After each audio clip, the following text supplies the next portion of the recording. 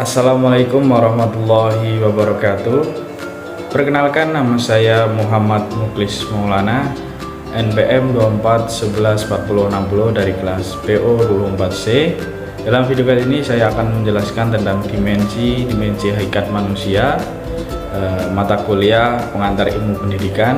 Bisa dilihat di belakang saya ada profil saya dan kelas saya. Adapun mata kuliah pengantar ilmu pendidikan ini diampu oleh Miss Rasmi Marseilla Agus MPD. Selamat menyaksikan. Baik, untuk materi pertama ada pengertian dimensi dan hakikat manusia. Dimensi hakikat manusia itu merujuk pada berbagai aspek yang membentuk diri manusia, baik secara fisik, psikologis, sosial maupun spiritual. Konsep ini memacu pada pemahaman yang lebih luas mengenai apa yang menjadikan seorang itu manusia, yang menjadikan orang itu dianggap manusia itu apa, serta bagaimana manusia itu berinteraksi dengan lingkungan, sesama dan dirinya sendiri. Baik, yang pertama ada dimensi fisik atau tubuh. Dimensi fisik merujuk pada aspek jasmani manusia, yaitu tubuh dan segala proses biologis yang mendukung kehidupan. Ini mencakup organ tubuh, kesehatan, dan kemampuan fisik. Contohnya ada di belakang saya nih. Dimensi fisik itu ada proses pencernaan makanan dalam tubuh manusia, kemudian ada kemampuan untuk bergerak, berlari, atau beraktivitas fisik lainnya. Terus ada contohnya lagi keberadaan organ tubuh seperti jantung, paru-paru, dan otak. Itulah dimensi yang dimiliki oleh manusia, yaitu berupa fisik tadi. Bisa mencerna makanan, ya bisa dilihat di belakang saya ini. Untuk selanjutnya nomor 2 ada dimensi psikologis, mental dan emosional maksudnya. Dimensi psikologis melibatkan aspek mental dan emosional manusia, termasuk cara berpikir, mempunyai perasaan, serta proses kognitif dan efektif lainnya. Dimensi ini mempengaruhi bagaimana seseorang memandang dunia, berinteraksi dengan orang lain, serta membuat keputusan. Contohnya ada pengalaman perasaan bahagia, sedih, atau cemas itu bisa dirasakan oleh manusia. Tidak seperti hewan, tidak bisa merasakan bahagia, sedih, atau cemas. Kemudian bisa berproses berpikir dan membuat keputusan.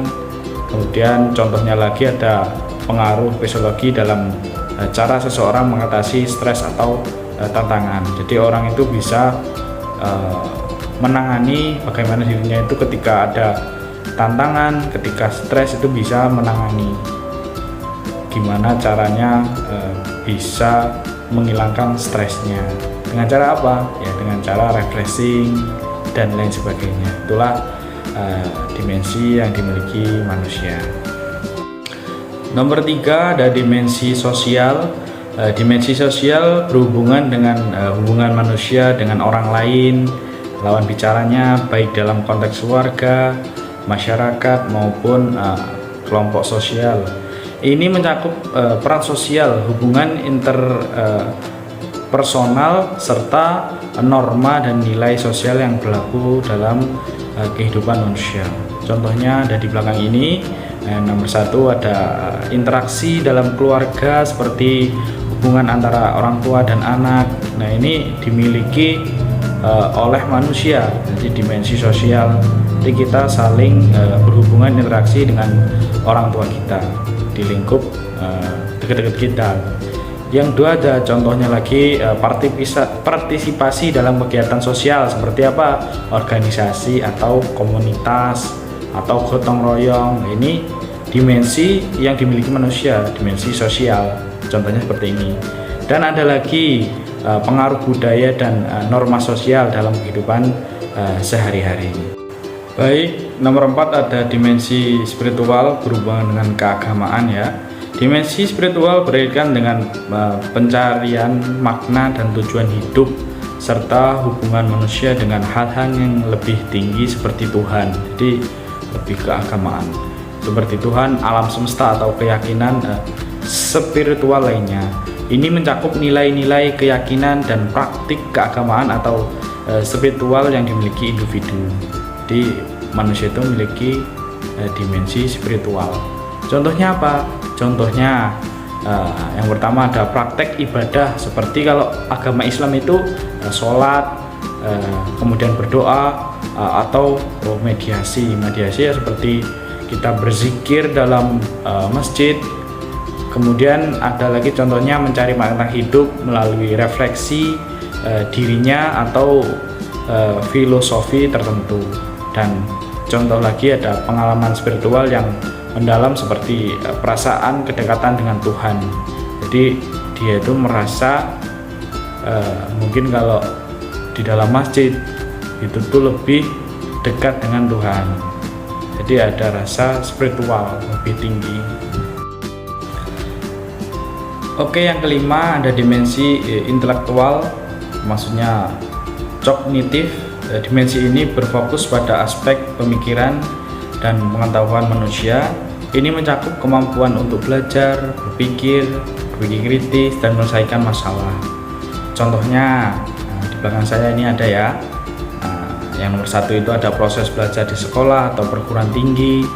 Kemudian ada berpikir analitis dalam menyelesaikan personal matematis atau ilmiah.